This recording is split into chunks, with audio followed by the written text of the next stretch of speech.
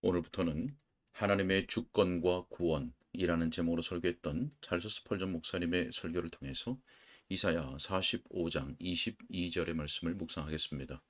오늘은 이 설교 가운데 첫 번째 요점인 하나님이 이 교훈을 어떻게 가르치셨나 라는 내용을 읽고 묵상하겠습니다. 먼저 본문의 말씀을 읽겠습니다. 땅 끝의 모든 끝이여 내게로 돌이켜 구원을 받으라. 나는 하나님이라 다른 이가 없느니라. 아멘. 설교 내용을 읽겠습니다.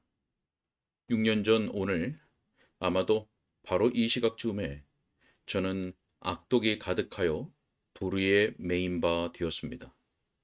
하지만 하나님의 은혜로 저는 악독함의 속박을 느끼고서 그 고통으로 인하여 부르짖었습니다. 안식을 찾다가 찾지 못한 채 저는 하나님의 집으로 들어섰습니다. 그곳에 앉아 위를 쳐다보기가 두려웠는데 혹 제가 완전히 끊어지고 그분의 격렬한 진노가 저를 불사르지나 않을까 두려웠기 때문입니다. 목사님이 강대상에 서서 오늘 아침 제가 그런 것처럼 이 본문을 읽었습니다. 땅 끝의 모든 끝이여 내게로 돌이켜 구원을 받으라. 나는 하나님이라 다른 이가 없느니라. 그 순간 믿음의 은혜가 제게 주어졌습니다.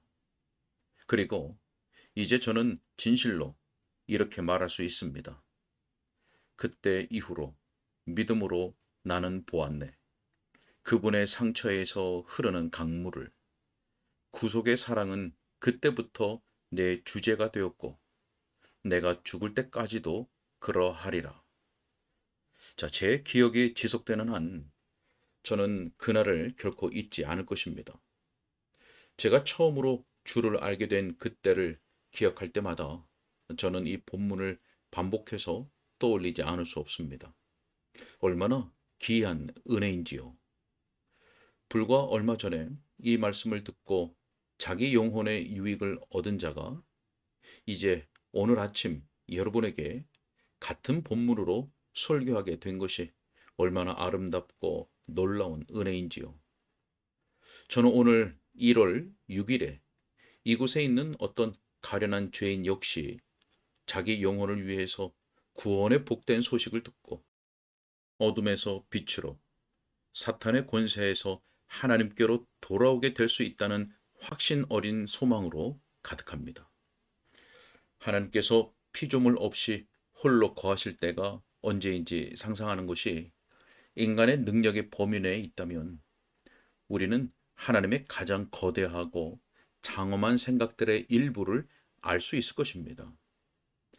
아직 태양이 자기 길로 경주하지 않을 때가 있었고 지구를 비추기 위해 그의 황금의 햇살들을 우주 공간을 가로질러 날아오도록 쏘아대지 않을 때가 있었습니다. 궁창에는 아무런 별들이 반짝이지 않던 시기가 있었고 푸른 바다에 유영하는 생물이 아무것도 없을 때가 있었습니다. 지금 우리가 바라보는 위대한 우주가 아직 태어나지 않고 하나님의 생각 속에 잠들어 있던 때, 아직 창조되지 않아 존재하지 않았던 때가 있었습니다. 하지만 하나님은 계셨습니다. 그는 만물 위에 계셔서 세세의 찬양을 받으실 하나님이시니라. 자, 비록 스랍 천사들이 그분을 찬미하지 않았고 강한 날개를 지닌 그룹 천사들이 높으신 그분의 명령을 수행하기 위해 날개를 번쩍이지 않았으며 그분에게 수종자들이 없었으나 그분은 자기 보좌의 왕으로 앉으셨습니다.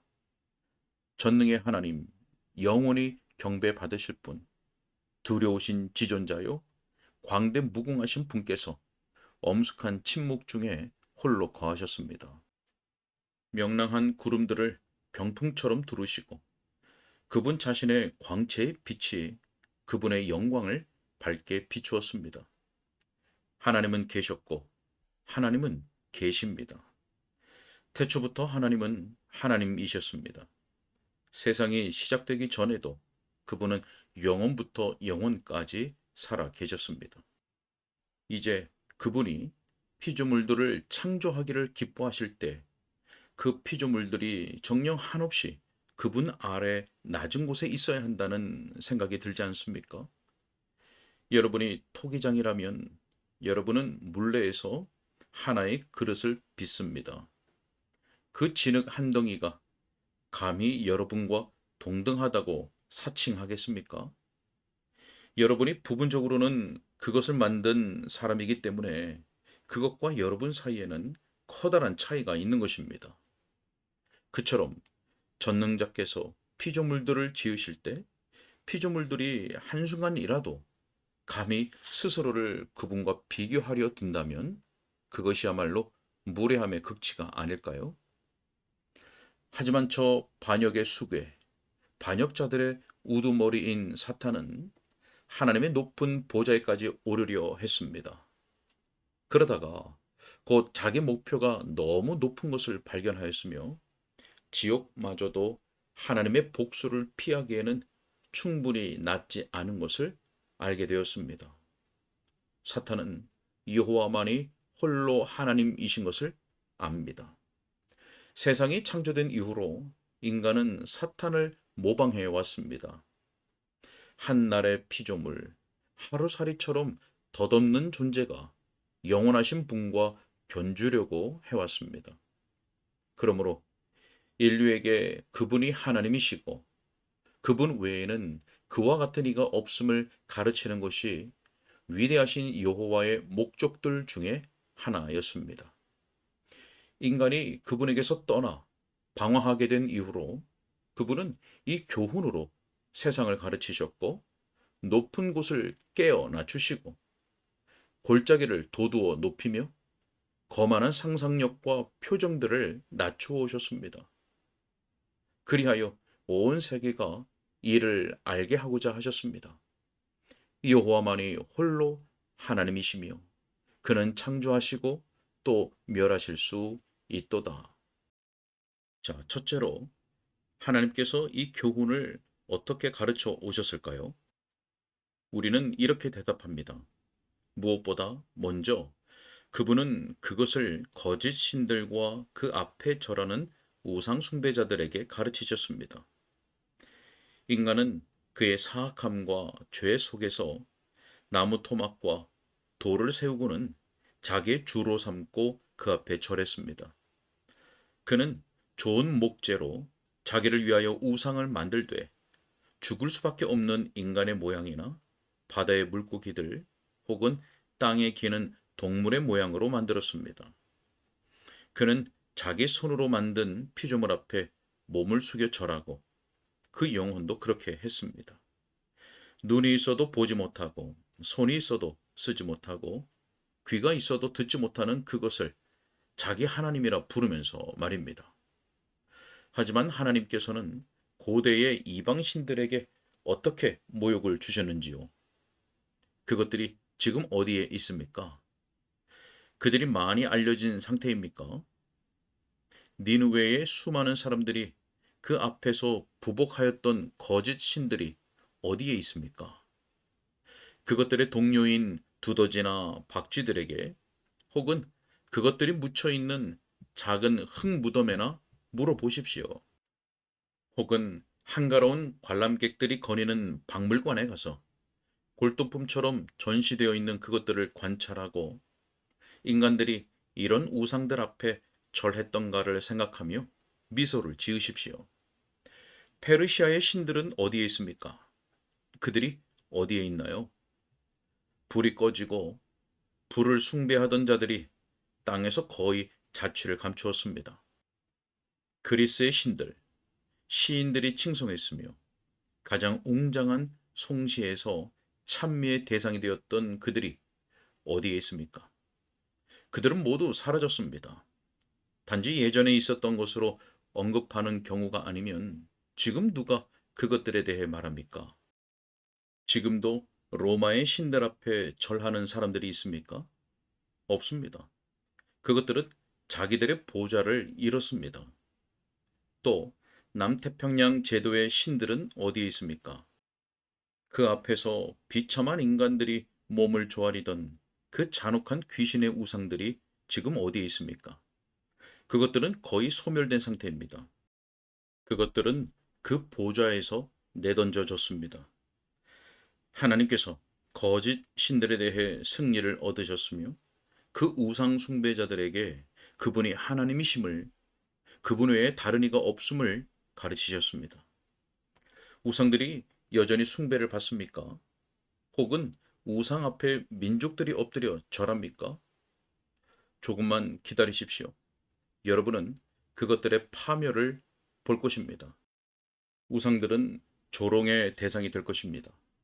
우상들은 땅에 엎드러질 것이며 사람들이 그것들을 마치 거리의 진흙을 밟듯이 짓밟을 것입니다. 하나님께서 모든 인간에게 그분이 하나님이시며 다른 이가 없음을 가르치실 것이기 때문입니다. 자, 또한 하나님께서 이 진리를 제국들에게 어떻게 가르치셨는지를 주목하십시오. 제국들이 일어나 그 시대의 신들이 되었습니다. 그 왕들과 제후들이 스스로 높은 칭호를 취하고 군중에게 숭배를 받았습니다. 하지만 하나님 외에 다른 이가 있는지 제국들에게 물어보십시오. 여러분에게 저 바벨론의 거만한 독백이 들려온다고 생각지 않으십니까? 요한계시록 18장 7절에서 말씀합니다. 나는 여왕으로 앉은 자요 과부가 아니라 결단코 애통함을 당하지 아니하리라. 나와 견주리가 없을 것이다. 저 만약 폐허가 된 바벨론의 터를 걷다 보면 여러분은 엄숙한 성경의 교훈이 떠오를 뿐 아무것과도 마주치지 않을 것입니다.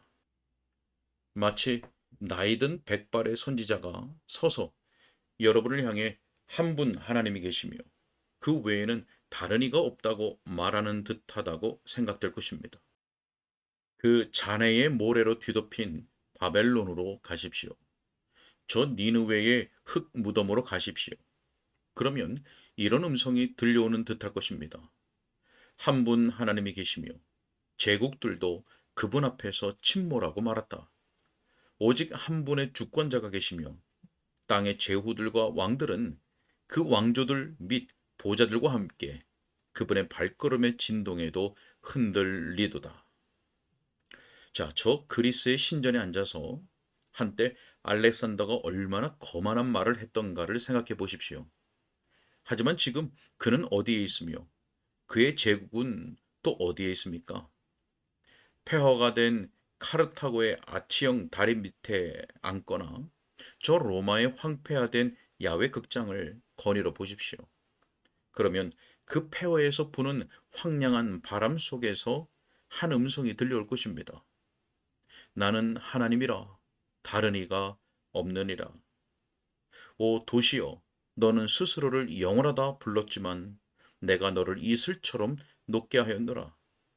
너는 내가 일곱 산에 앉아 영원히 지속되리라 라고 말했다. 하지만 내가 너를 무너지게 했으니 너는 지금 초라하고 멸시받는 장소가 되어 한때의 너의 모습과 비교가 되는구나. 한때 너는 평범한 돌이었으나 너 스스로 대리석이 되었다. 하지만 내가 너를 다시 돌이 되게 하여 너를 낮추었다. 자, 하나님께서 한때는 하늘의 새 왕국들처럼 우뚝 솟았던 왕국들과 제국들에게 그분이 하나님이시며 다른 이가 없음을 어떻게 가르쳐 오셨는지요. 자, 또한 이 진리를 그분은 군주들에게 어떻게 가르쳐 오셨는지요. 아주 거만하여 다른 사람들보다 더 거친 방식으로 그 진리를 배워야 했던 이들이 더러 있었습니다. 예를 들어 느부갓네살을 보십시오. 그의 왕관이 머리에 있고 그의 홍포가 어깨를 덮습니다. 그는 자랑스러운 바벨론을 거닙니다. 그리고는 이렇게 말합니다. 이 큰 바벨론은 내가 능력과 권세로 건설한 것이 아니냐. 자, 여러분은 들에 있는 저 피조물을 봅니까? 그것은 사람입니다. 그 머리는 독수리의 깃털처럼 자랐고 그 손톱은 새의 발톱처럼 자랐습니다. 그것은 네 발로 걷고 소처럼 풀을 뜯어먹습니다. 그것은 사람들에게서 쫓겨났습니다. 그것이 바로 이 큰 바벨론은 내가 건설한 것이 아니냐라고 말했던 그 군주입니다. 헤롯을 보십시오. 그가 단상에 앉아 백성을 향해 말합니다. 여러분은 저 불경스러운 외침이 들립니까? 그들이 소리칩니다. 이것은 신의 소리요, 사람의 소리가 아니라. 자, 그 거만한 군주는 하나님께 영광을 돌리지 않았습니다. 그는 신의 신용을 하고 하늘을 흔드는 듯이 보이며 스스로를 신이라고 상상합니다. 한 벌레가 그의 몸속으로 파고듭니다. 다른 벌레, 또 다른 벌레가 그렇게 파고듭니다. 마침내 해가 지기 전에 그는 벌레에게 먹혀 죽습니다. 아, 군주여, 그대는 스스로 신이라고 생각했으나 벌레가 너를 먹었구나. 그대는 스스로 사람 이상이 된 듯이 여겼지만 정녕 너는 무엇이더냐? 사람보다 못한 벌레들이 너를 먹었으니 너는 부패의 희생물이 되었구나. 자, 이처럼 하나님은 교만한 자를 낮추십니다. 이처럼 그분은 강한 자를 낮추십니다. 우리는 현대 역사에서도 예들을 제시할 수 있습니다. 하지만 사람들이 배우려고만 한다면 한 왕의 죽음으로도 이 교훈을 가르치기에 충분합니다.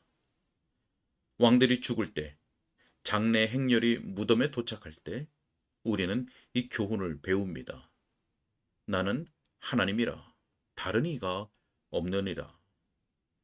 혁명의 소식이 들리고 제국들이 흔들릴 때, 오랜 왕조들이 흔들리고 백발의 군주들이 그들의 왕좌에서 쫓겨날 때, 그때는 여호와께서 그 발로 땅과 바다를 밟고 서신 듯하며 그 손을 들고 이렇게 외치시는 듯합니다. 들으라, 너희 땅에 거하는 자들아, 너희는 단지 메뚜기 같을 뿐이라. 나는 하나님이며 다른 이가 없느니라. 아멘. 오늘은 여기까지 읽겠습니다.